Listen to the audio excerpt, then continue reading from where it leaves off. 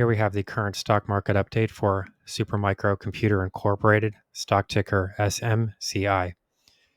Before we begin with today's chart analysis, if you find these educational materials to be helpful in your trading, please remember to click the like and subscribe buttons and leave your thoughts below in the comments section so that other traders will be able to find this information more easily on the platform.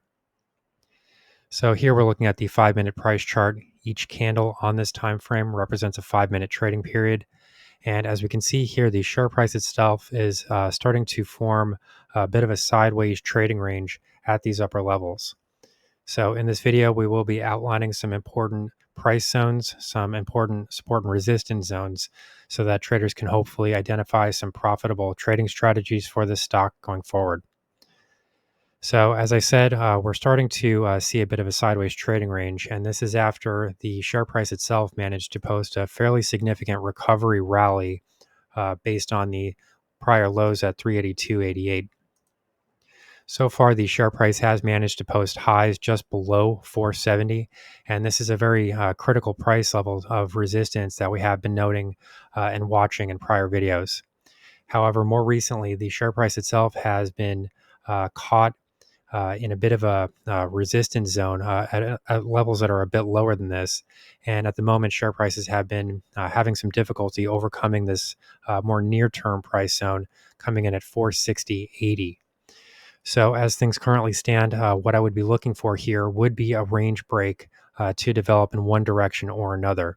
Currently, there's not much information that we can glean from this price chart because currently what we're looking at here is a share price action that is trading right in line with its exponential moving average cluster, as we can see here.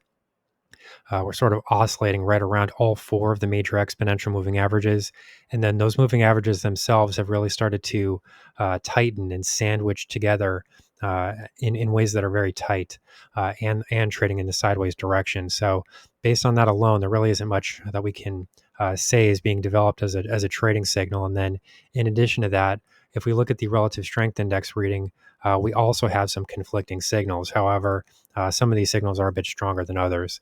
So specifically what we're looking at here initially is this shorter term trend in the positive direction, which does show that share prices have been influenced by positive momentum readings ever since the stock posted these prior price lows coming in at 433.32. However, if we pull back a bit longer term here, we can see that the more dominant trending direction is still focused on the downside. And this activity would have been in place since roughly those prior price highs near 470 started to develop. So at the moment, we are seeing a bit of a symmetrical triangle here. There are two conflicting signals, but if we had to side on one side of the argument here, we would have to err on the bearish side at the moment because this is the longer term trend trajectory that we're currently seeing in the relative strength index itself. The overall indicator reading is hovering near mid levels, so this does suggest that share prices could move quite far in both directions before becoming either overbought or oversold. So currently, there really isn't much to be seen in this price chart as far as giving us, some near-term direction for shorter-term trades. For these reasons, I wouldn't recommend getting into short-term positions in this stock at the moment until we actually see a range break of one of these levels. Currently, I would be looking for share prices to fall below roughly 437.50 because that is sort of this range bottom that has started to be found here, although we have seen some spike lows into 433.32 as well. Overall, I do expect this range to start to break to the downside. However, if we do see a break below roughly 437.30. To the top side from the bullish perspective, we would need to see sharp prices break above this 460.80 level and then not encounter major resistance as we move into 469.46.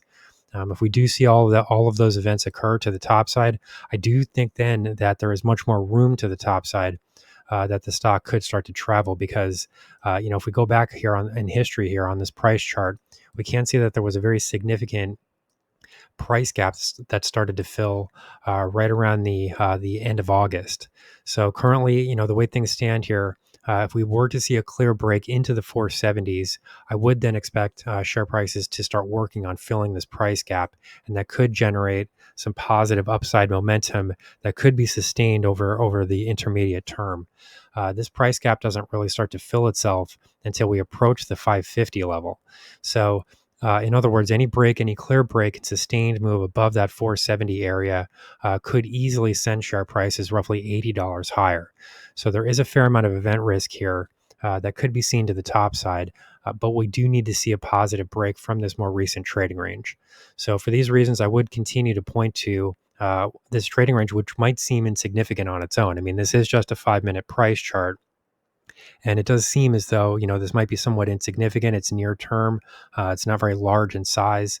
The trading averages themselves are starting to flatten out, and the trading range itself is also trading sideways with little to be seen in the way of indicator signals, which would suggest either a bullish or bearish breakout. But we also have to remember that this is a 5-minute time frame. So it may develop relatively quickly where we actually start to see a break in one of these two directions.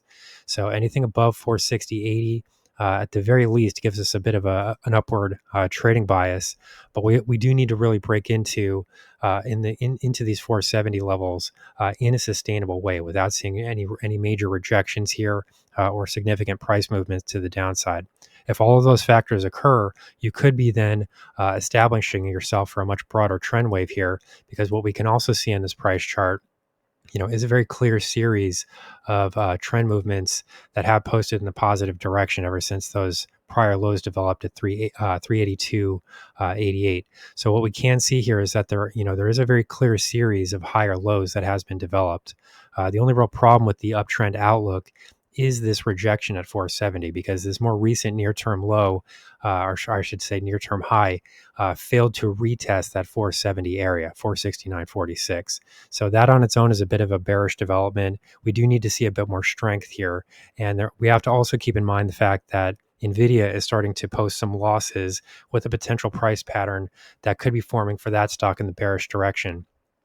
I do recommend that people take a look at the NVIDIA video that I just released, because there is a potential head and shoulders pattern that is starting to unfold there.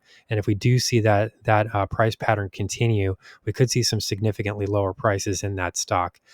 These two stocks are heavily correlated, Supermicro Computer and NVIDIA. So any negative moves in NVIDIA could also weigh on SMCI.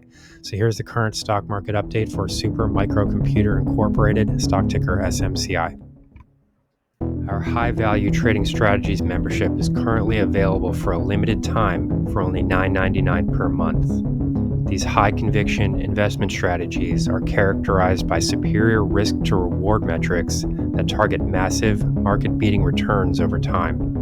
Join now to outperform the market, lock in this special introductory rate of just $9.99 per month for the entire lifetime of your membership, and start trading stocks with the pros.